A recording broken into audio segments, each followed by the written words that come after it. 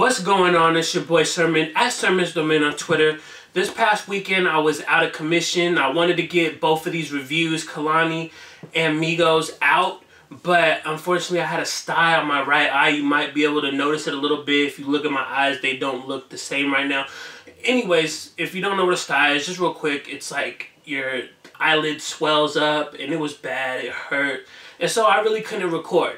But I said I'm only going to take the weekend off. We're going to get right back into it on Monday. So let's kick things off with a review for Kehlani's SweetSexySavage album.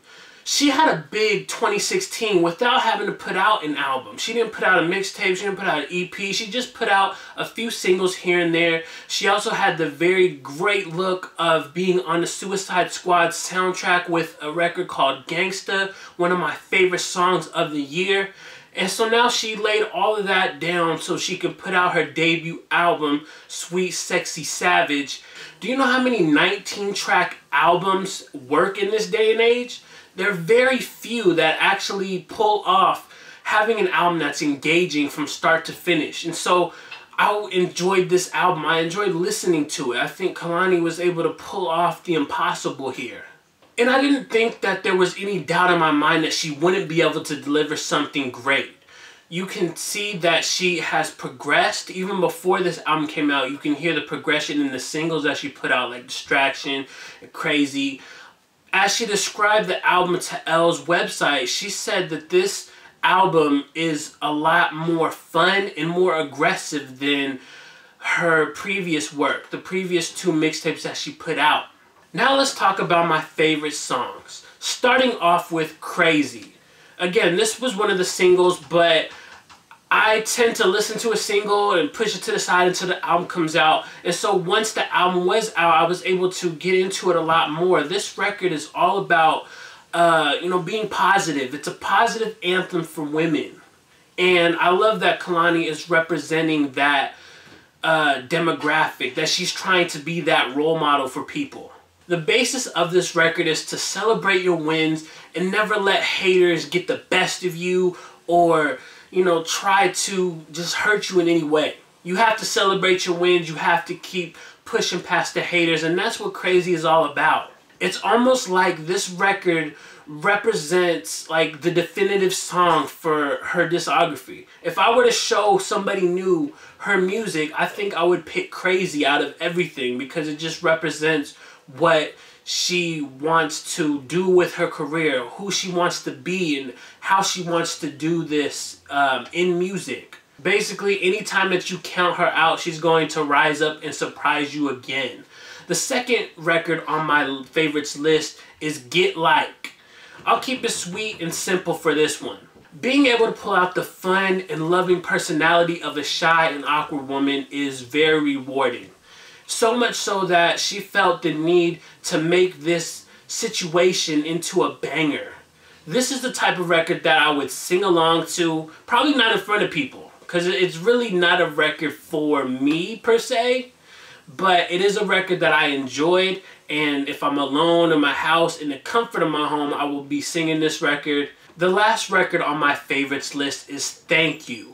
This record ends the standard edition of the album. There's 2 bonus tracks on the deluxe. This was the perfect song to end the album because it's uplifting, it's self-reflective, and it shows appreciation to her fans. One thing that Kehlani said in interviews that she wanted to accomplish with this album was combining her writing talents with an ear to make the music the best that it can be sonically. And I think she achieved that. You can pick out many examples from this album, and I think Thank You is a strong contender for one of the best that sort of combines all of that. It's not just like a thank you to the fans and to everybody that's been riding with her. It's also a really well-crafted record. It's catchy, and it just has some, positive vibes. I keep using the word positive because that is the perfect description for this album, for the material on here. Now I want to talk about a few honorable mentions. With 19 tracks, there's obviously more than just 3 favorite songs, so these are my honorable mentions. First is Distractions. Next is In My Feelings, which I should say was a very, very, very close call. I was debating between Get Like or In My Feelings, and so ultimately I went with Get Like, but In My Feelings is like right up there. It just lost by a hair. And the last record on my honorable mentions list is I Wanna Be.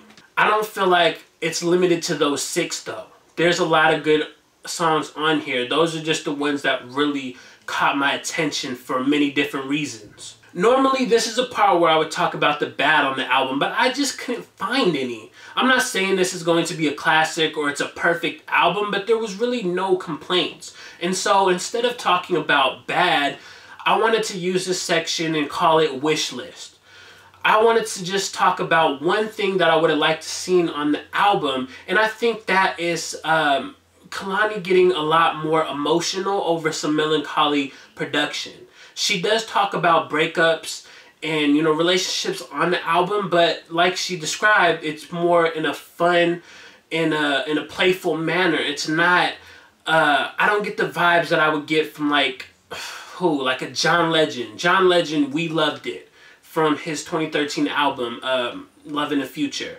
That was a song that really, like, I felt that in my heart, even if it wasn't a real scenario. And that's the type of music that I would have liked to see. Now, I understand that she might not want to be that artist, but I think at some point it could be beneficial to explore that side. But if she doesn't, that's fine. None of this has a bearing on how I viewed the album. Like I said, this is just a wish list. If I could tell her and have her put something on this album, I think I would have done something that really was more emotional, in the production being real dark, being real melancholy. But regardless, I'm happy for what we got on this album. If You Should Be Here got nominated for a Grammy, then SweetSexySavage should win one in 2018. This album is a step up in quality, in sound, and in subject matter. It's an overall fun album that at times makes you feel emotion just a little bit. But the underlying notion behind the album is having more fun, being more positive.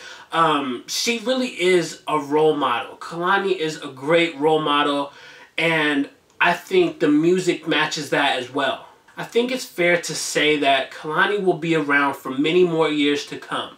So those are my thoughts on Kehlani's debut album, SweetSexySavage.